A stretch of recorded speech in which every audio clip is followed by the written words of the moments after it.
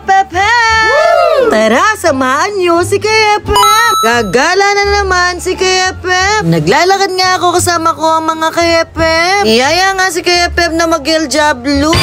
Ang sabi ko naman, tara sige para makapag-vlog ako.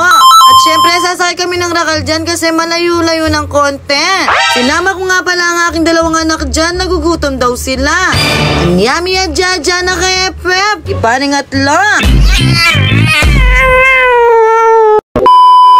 Ayan na nga, ipapas forward natin. Nandito na nga tayo sa Eljabluhan.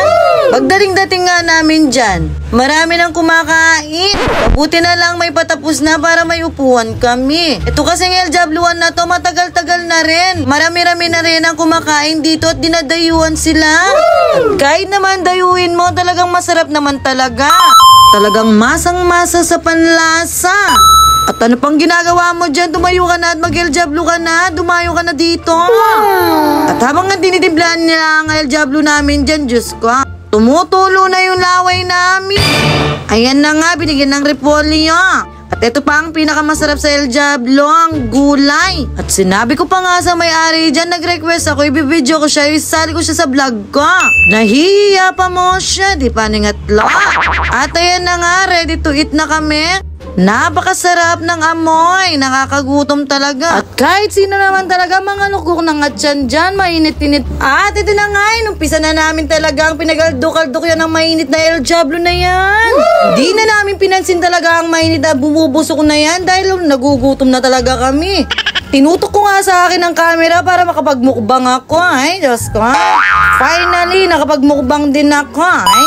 At ayan, ay Diyos ko, bumubusok pan talaga.